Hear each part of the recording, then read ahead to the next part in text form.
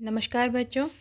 Last lecture में हमने cyano जीवाणु या साइनो बैक्टीरिया का जनरल अकाउंट या सामान्य परिचय पढ़ा था, जिसमें हमने उनके सारे लक्षण, कोशिका संरचना, जनन इत्यादि पढ़े थे।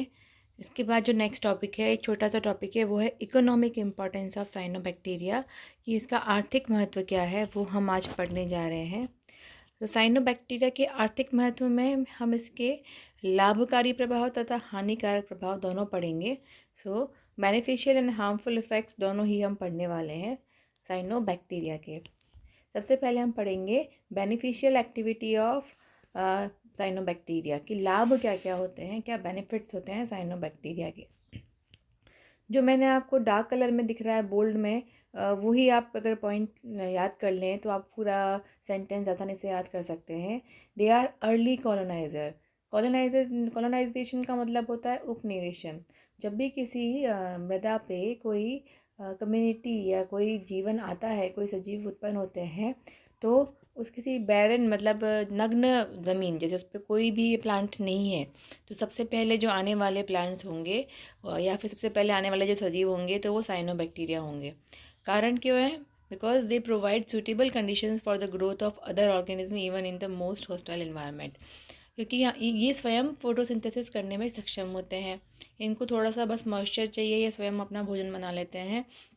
तो ये अर्ली कॉलोनाइजेशन मतलब सबसे पहले किसी जगह पर उपनिवेशन करने में ये काम में आते हैं। और जब एक बार ये ग्रो कर लेते हैं तो वहाँ पे ऑलरेडी बहुत सारा खाना अवेलेबल होता है दूसरे सजीवों के लिए। फिर धीरे धीरे वहाँ पे और अधिक कम्युनिटीज़ डेवलप होती है।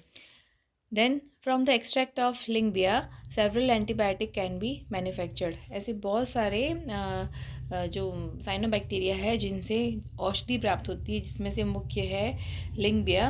और इसके अतिरिक्त हम बात करें तो स्यूडोमोनास हो गया, माइकोबैक्टीरियम हो गया, इन सब से बहुत एंटीबायोटिक्स जो हम लेते हैं वो प्राप्त होती है। Several species of cyanobacteria are used to prevent the growth of mosquito larvae। ये बहुत इंपॉर्टेंट चीज़ है कि ऐसे बहुत सारे साइनोबैक्टीरिया हैं जो कि मॉस्किटो लार्वा को ग्रो करने से रोकते हैं। तो वहाँ पे यदि ये अवेलेबल हैं तो ये मॉस्किटो को, लार्वा को ग्रो नहीं होने देते और वहाँ मच्छर नहीं पाए जाते। उसका उदाहरण है anabaena and aulosira. Anabaena and aulosira. Some nitrogen fixing cyanobacteria produce acidic chemicals for counteracting alkalinity of the soil and nitrogenous compounds which are generally deficient in these soils। कुछ ऐसे नाइट्रोजन फिक्सिंग साइनोबैक्टीरिया होते हैं, हम जानते हैं, मैंने आपको बताया था कि कुछ साइनोबैक्टीरिया नाइट्रोजन फिक्सेशन का कार्य करते हैं, वो वातावरण की नाइट्रोजन को फिक्स करते हैं नाइट्रेट और नाइट्राइट में। तो इसमें ये क्या करते हैं कि ये एसिडिक केमिकल्स बनाते हैं, जिसकी वजह से यदि क्षारीयता या बेसिसिटी या एल्कलाइन जो सॉइल होती है वह उसकी क्षारीयता कम होती है। तो बेसिकली ये मृदा का जो पोल्यूशन है, मृदा की क्षारीयता को कम करने का भी कार्य करते हैं। इसकी वजह से हम इसको ये भी ऐसा भी कहते हैं कि दे आर जो सॉइल रिक्लेमेशन होता है, जिसको हम कहते हैं भूमि का पुनरुद्धार, वो कार्य करने का वो भी ये कार्य वह करते हैं।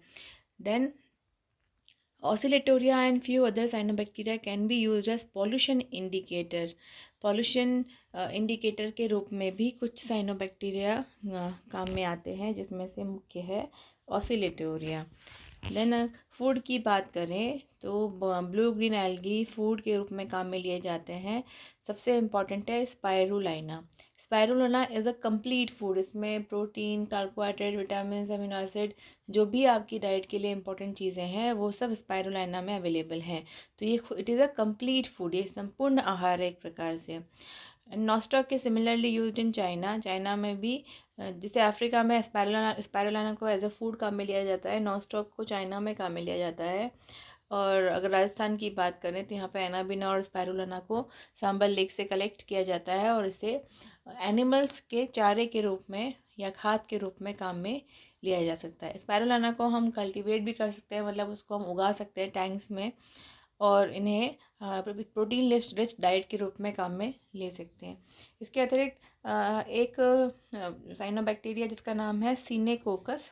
सिनेकोकस को हम अंतरिक्ष यात्रा में एज अ फूड काम में ले सकते हैं, बिकॉज ये एक प्रकाश संश्लेषी नीलहरित शैवाल है जो कि संपूर्ण भोजन प्रदान कर सकती है। उसके अतिरिक्त सिनेकोकस जो है वो ऑक्सीजन और भोजन दोनों का एक स्रोत है। देन नाइट्रोजन फिक्सेशन हम पढ़ चुके हैं ऑलरेडी कि नाइट्रोजन फिक्सेशन के लिए जो साइनोबैक्टीरिया होते हैं उसमें हेटेरोसिस्ट नामक एक स्पेशल कोशिका या सेल पाई जाती है जो कि नाइट्रोजन फिक्सेशन का कार्य करती है। तो जहाँ पे ये नाइट्रोजन फिक्सेशन करने वाले साइनोबैक्टीरिया होते हैं जिस मृदा में, तो उस मृदा में नाइट्रोजन की मात्रा अधिक होती है। और दूसरी बात ये है कि ये साइनोबैक्टीरिया जो होते हैं वो सिम्बायोटिक प्रवृत्ति के भी हो सकते हैं और फ्री लिविंग मतलब मुक्त जीवी भी हो सकते हैं और सहजीवी भी हो सकते हैं। जो सहजीवी नाइट्रोजन फिक्सिंग बैक्टीरिया है वो क्या करते हैं, वो लेग्यूमिनस प्लांट्स की जड़ों में सहजीवन के रूप में रहते हैं। तो वहाँ पे क्या होता है कि वे लेग्यूम्स जो होते हैं उनकी जड़ों में हमेशा सप्लाई करते हैं नाइट्रोजन, और वो जो लेग्यूम्स की जड़ें हैं वो उनको भोजन प्रदान करती है। तो ये हो गया सहजीवन। तो जो भी जैसे राइस के फील्ड्स हैं वहाँ पे भी नाइट्रोजन फिक्सेशन के लिए इनका इनोकुलेशन करवाया जाता है साइनोबैक्टीरिया का, ताकि जो मृदा है या जो भूमि है वो नाइट्रोजन रिच हो जाए। तो cyanobacteria are used for nitrogen used as nitrogen source. Then वो कुछ इसकी सारे के सारे गुण ही नहीं है, कुछ इसकी कमियां भी हैं या कुछ इसकी हानिकारक प्रभाव भी होते हैं। सो harmful activities of cyanobacteria. Their most harmful activity or effect is formation of blooms. हम लास्ट लेक्चर में पढ़ चुके हैं कि वाटर ब्लूम या एल्गल ब्लूम क्या होते हैं। वापस हम रिपीट कर लेते हैं कि जब पानी में पॉल्यूशन हो जाता है या पानी के अंदर हम जो हमारा डोमेस्टिकेटेड वाटर जो सीवेज का वेस्ट ये सब जो मिल जाता है, तो वो जो पानी होता है जिसमें बहुत सारे ऑर्गेनिक मैटर होते हैं और इनऑर्गेनिक सॉल्ट्स भी होते हैं, तो वहाँ पे ये बहुत अधिक मात्रा में वृद्धि करते हैं साइनोबैक्टीरिया, और इतने अधिक मात्रा में वृद्धि करते हैं कि जलाशय के पूरी सतह को भर देते हैं। वो पूरी सतह ग्रीन नज़र आती है, सामने कई बार देखा है। और इसके कारण क्या होता है, वृद्धि तो करने के बाद में इनका डिकम्पोजिशन भी होता है, और डिकम्पोजिशन जो जीवाणु करते हैं तो वो उसके डिकम्पोजिशन या इनके विघटन के लिए क्या काम में लेते हैं, जल में उपस्थित ऑक्सीजन को काम में ले लेते हैं। और इतना अधिक मात्रा में इनका उत्पादन होता है तो विघटन भी उतनी अधिक मात्रा में होता है। तो धीरे धीरे जो ऑक्सीजन लेवल है पानी का वो कम हो जाता है। ऑक्सीजन लेवल कम होता है तो बायोलॉजिकल ऑक्सीजन डिमांड BOD जिसको हम बोलते हैं जल की, वो बढ़ जाती है। जैसे जैसे ऑक्सीजन कम होता है तो जलाशय में जो दूसरे प्राणी हैं जैसे मछलियाँ हो गई, उनको पर्याप्त मात्रा में ऑक्सीजन प्राप्त नहीं होती, और धीरे धीरे ऑक्सीजन की कमी के कारण वो भी मरना प्रारंभ हो जाती है। और इस कारण जो वो जलाशय होता है उसमें से दुर्गंध आती है, वो पानी पीने लायक नहीं होता, और साथ ही उसके ऊपर भी एक ग्रीन परत पाई जाती है। तो ये जो पूरी प्रक्रिया है जो बनता है उसे कहते हैं वाटर एल्गल ब्लूम। और इसका जो मुख्य कारण होता है वो होता है साइनोबैक्टीरिया, जो कि पानी के ऊपर ग्रो करते हैं, फ्लोट करते हैं। दूसरा बात यह है कि ये जो साइनोबैक्टीरिया ग्रो करके कई बार वाटर सप्लाई को चौक कर देते हैं, मतलब बीच में ऑब्स्टेकल आ जाता है वाटर सप्लाई के, and give the water a disagreeable order. और साथ में पानी के अंदर एक स्मेल आती है, हम देखते हैं कई बार जलाशयों के पानी में स्मेल आती है, तो वो इनके कारण आती है। Many cyanobacteria produce toxins. कुछ साइनोबैक्टीरिया टॉक्सिन्स भी प्रोड्यूस करते हैं जो कि डायरेक्टली या इनडायरेक्टली ह्यूमंस के लिए हार्मफुल होते हैं, जैसे नॉस्टॉक, एनाबिना, माइक्रोसिस्टिस। कुछ cyanobacteria can grow on walls and roof of building.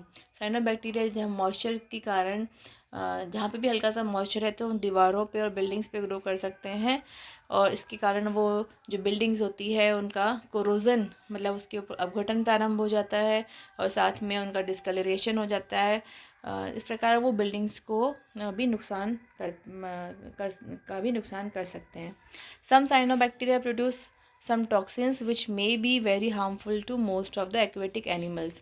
कुछ साइनोबैक्टीरिया ऐसे होते हैं जो कि टॉक्सिन प्रोड्यूस करते हैं, जो कि जो जलाशय में उपस्थित एनिमल्स होते हैं उनके लिए बहुत हार्मफुल होते हैं।